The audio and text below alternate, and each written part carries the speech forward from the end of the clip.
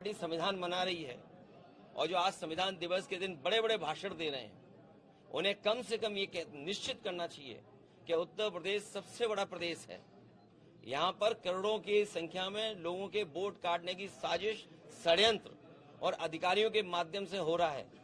अधिकारी जो लगाए गए हैं वो सोच समझ करके लगाए गए हैं, जाति के आधार पर लगाए गए हैं।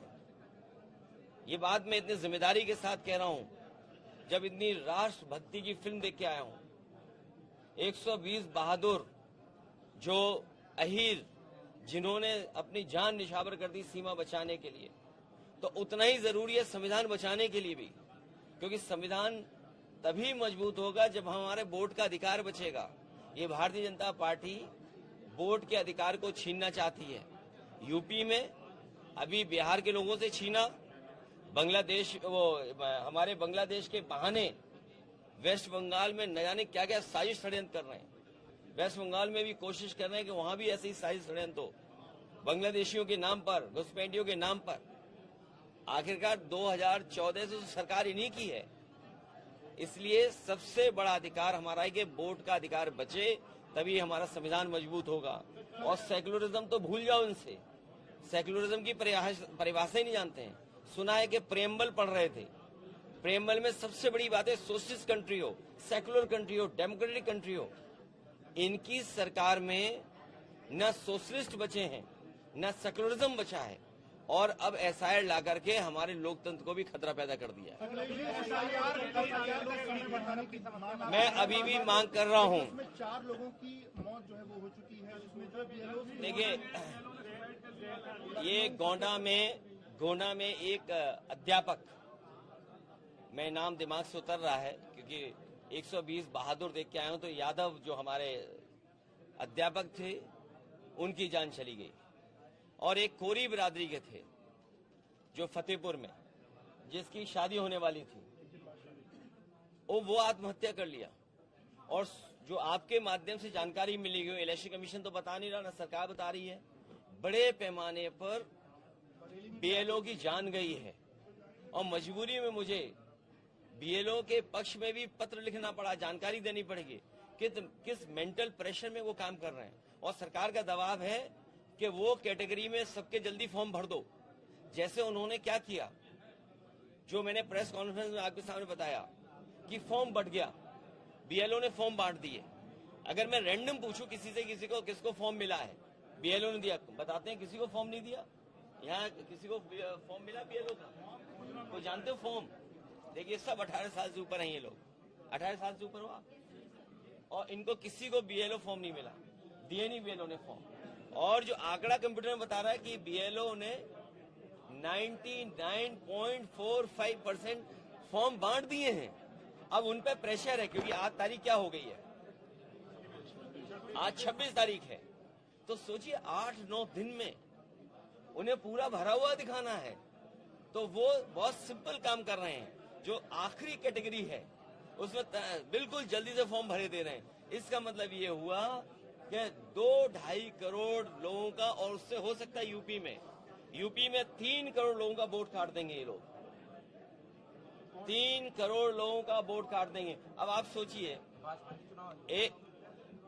ये मत पूछो कौन, भाजपा चुनाव आयोग दोनों एक हैं।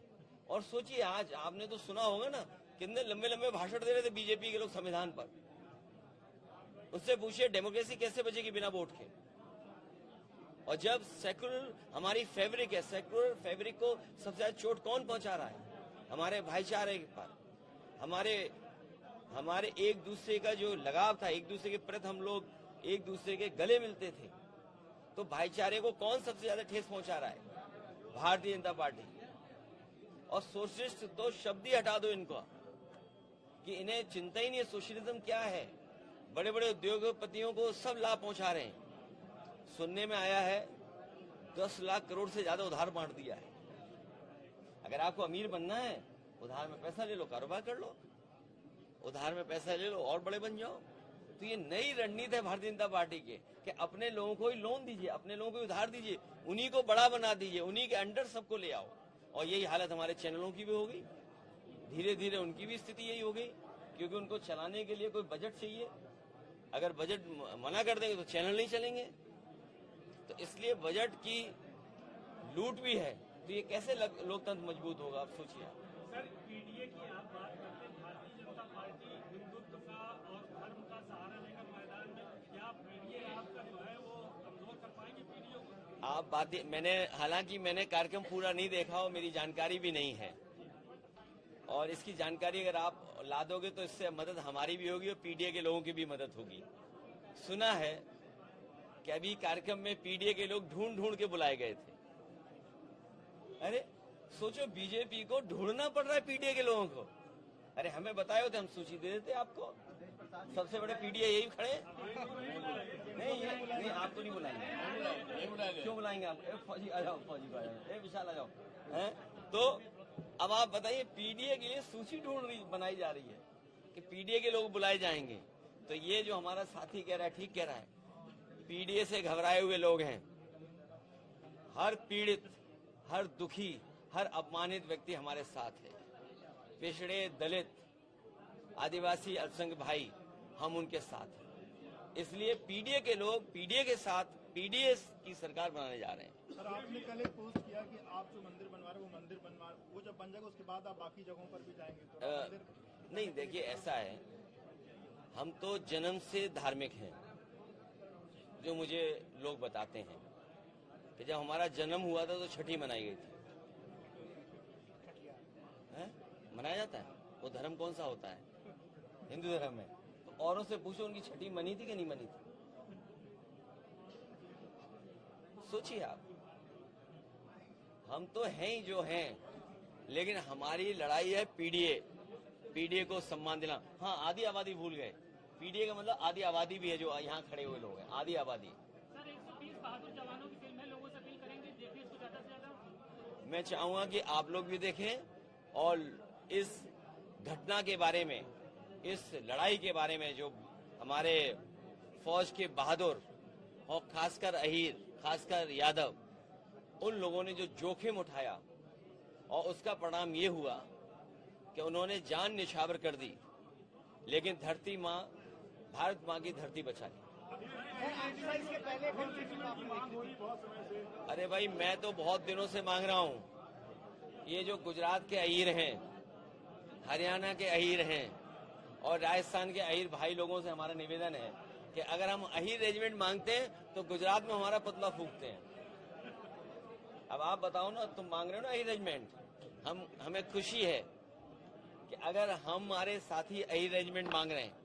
पहली इकलौती पॉलिटिकल पार्टी है जिसने अपने मैनिफेस्टो में ये लिखा कि अहीर रेजिमेंट होनी चाहिए। और हम तो ये कहते हैं, जितनी भी रेजिमेंट जिन जिन नाम से मांगी जा रही हैं, उन सबको बनाया जाए। इसलिए बनाया जाए कि हमारे नौजवान बड़े पैमाने पर वर्दी पहन कर के देश की सेवा करना चाहते हैं, भारत माँ की रक्षा करना चाहते हैं। इसलिए ज्यादा से ज्यादा फौज की भर्ती हो, ज्यादा से ज्यादा रेजिमेंट बने। और मैं इस मौके पर फरहान अख्तर जी को बधाई दूंगा, उनकी पूरी टीम को बधाई दूंगा, जिनकी वजह से मुझे मौका मिला फिल्म देखने का। इधर वर्षों से हमने फिल्म नहीं देखी थी और थिएटर में आके कोई फिल्म नहीं देखी थी। पिछले लास्ट फिल्म जो मैंने देखी वो शायद थिएटर में स्लम डॉग मिलियनेयर देखी थी, और इसके बाद आज ये फिल्म मैं देखने आया हूँ। सर, आप जो मंदिर बनवा रहे हैं केदारेश्वर महादेव मंदिर, वो कब तक बन के पूरा होगा? उसमें थोड़े चंदे की कमी है।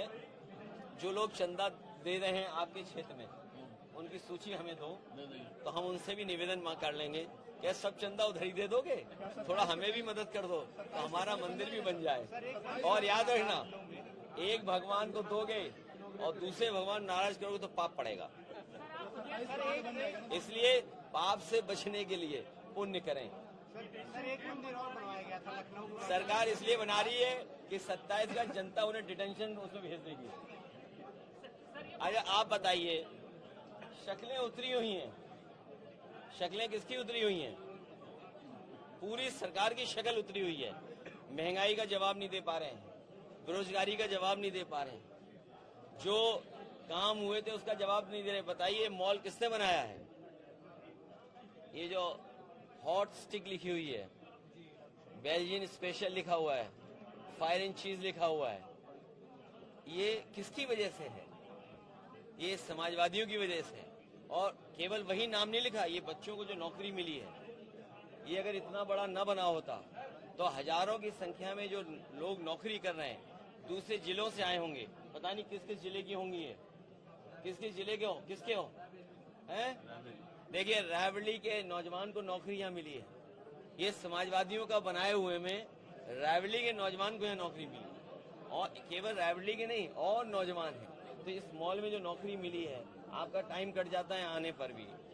तो ये किसकी देन है? समाजवादियों की देन है। बीजेपी का योगदान जानते हो क्या है इसमें? बीजेपी का योगदान जानते हो? इसको बेच दिया। इनका योगदान केवल इतना, इसको बेच दिया। सर, ये फौजी बंगाल की फिल्म है, लेकिन थोड़ा युवाओं में क्रेज कम हो रहा है अग्निवीर की वजह से। सर, फौज की भर्ती को लेकर मैं चाहूंगा कि 40 से ऊपर वालों के लिए फौज की भर्ती खोली जाए।